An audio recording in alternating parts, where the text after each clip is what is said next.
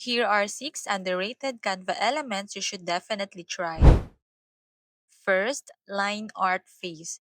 Minimalist and abstract, these faces add a modern artistic vibe to any design. Number 2, paper turn edge. Perfect for collage or mood boards. This realistic paper effect adds texture and depth.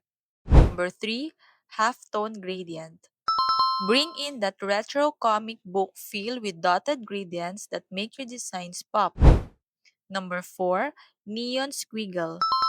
Add energy with bold, glowing squiggles ideal for music events or party themes. Number 5, abstract blob gradient.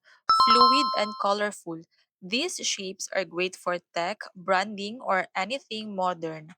Number 6, cartoon speech bubble. Fun and playful, these bubbles are perfect for captions, memes, or comic style posts.